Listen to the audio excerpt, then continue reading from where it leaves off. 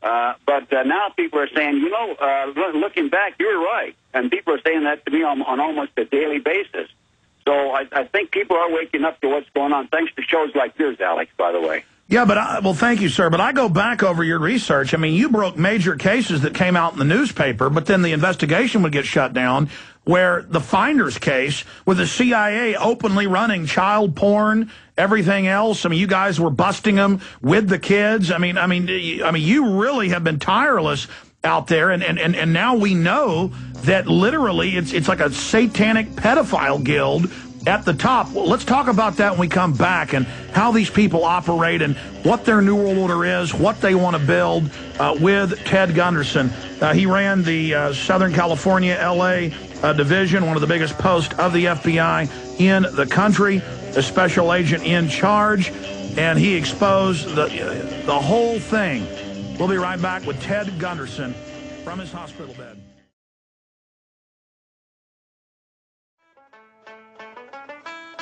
Ted Gunderson, senior FBI agent, retired, fighting the New World Order for decades, is our guest. And he just had his bladder removed, and he's defeated cancer, so his doctor may come in any time, and he'll have to get off and call us back. But Ted Gunderson, short segment right now, long segment coming up. From your FBI training, from your research, a lot of your predictions you made over the decades unfortunately came true. How do you see the feds and the globalists from their pre-programming on the news, because they always pre-program, and I know you've been watching it because we talked before he went on air, what type of attacks should we look out for to demonize the Patriot movement?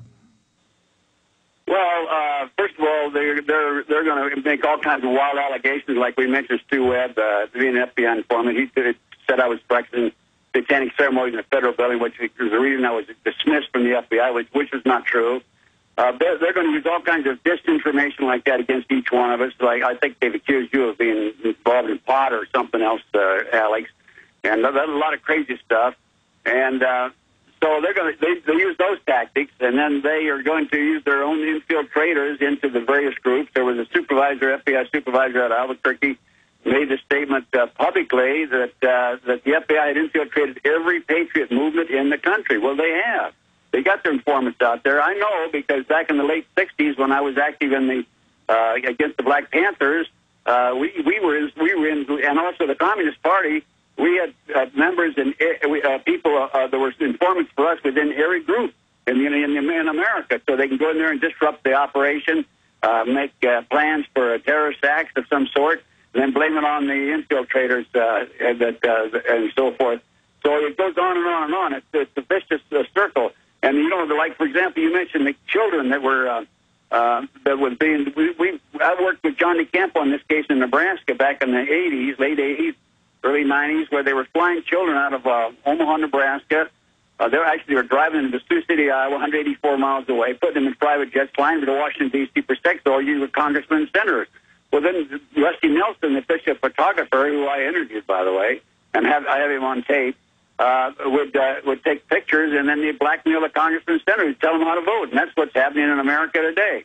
And we don't have enough people like Kucinich and Ron Paul standing up.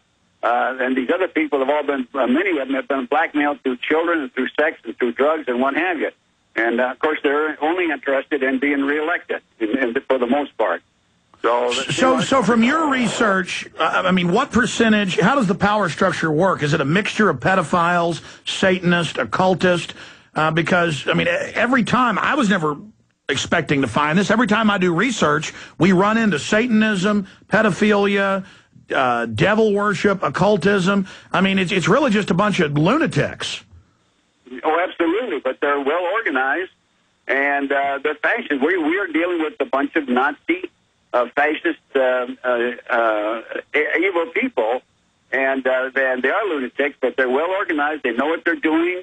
They have a master plan. It's called the Illuminati, and we're in a spiritual war. It's a spiritual war all the way, and so people need to wake up to what's actually going on. By the way, Alex, I have 52. Since I retired, I've written 52 reports.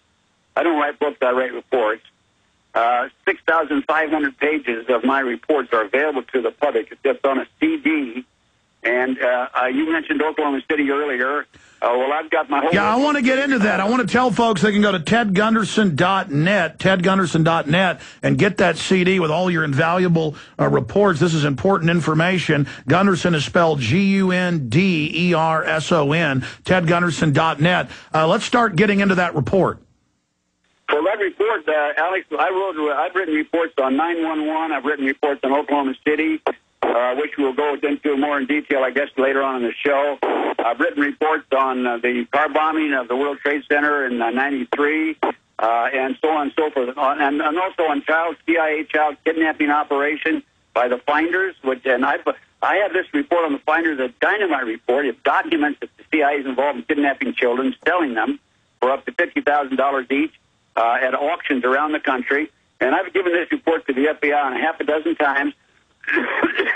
And they completely ignore me. And instead of going out and investigating this and other matters that I've brought to their attention, they're investigating me and tried to set me up on, as I said earlier on your show, on a drug operation with this girl named Pam Fawcett.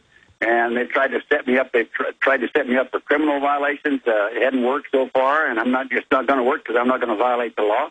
But this is their tactic, and they want to get, they want to discredit me.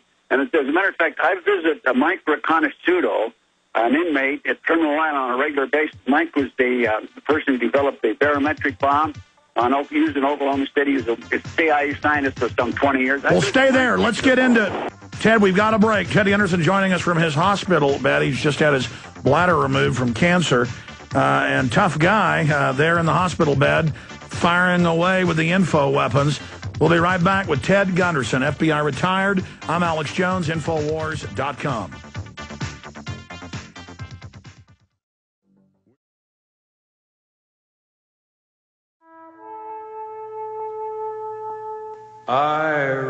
Coming up in 30 minutes, we're premiering it at prisonplanet.tv. Police State 4, The Rise of FEMA. The FEMA camps are real. We have the video. We have the government documents. We have the mainstream news articles. We have the congressional testimony. We have the executive orders. We have the riot police and troops being used against citizens, the military checkpoints, the Hardin, Montana situation, the underwear bombing proven to be a false flag, interviews with eyewitnesses.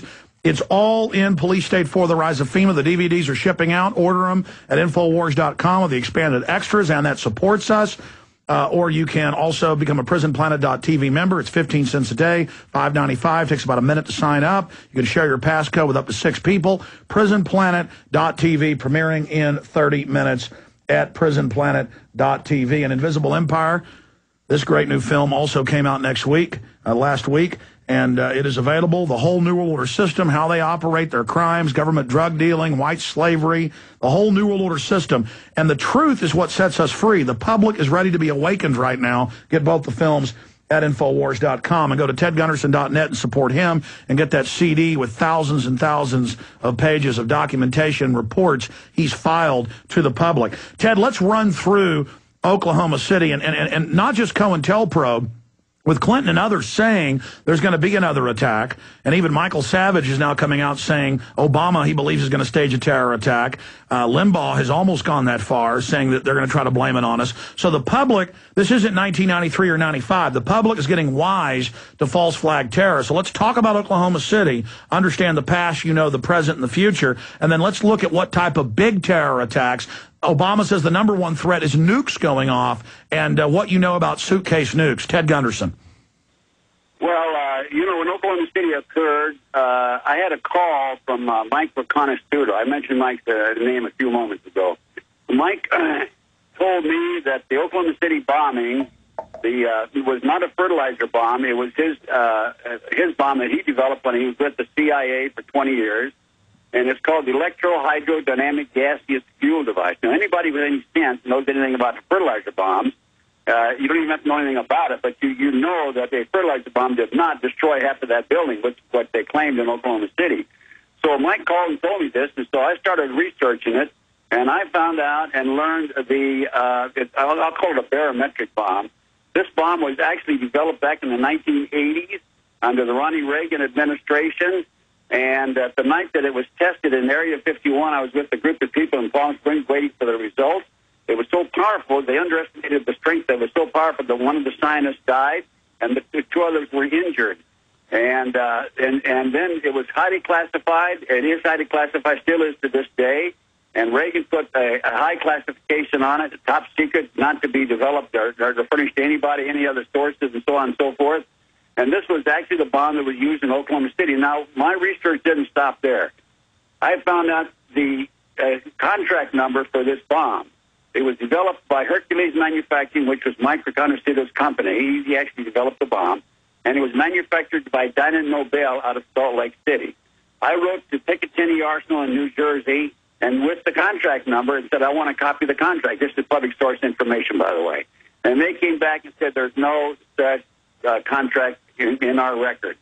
And so that was an outright lie, because I actually had the contract number itself.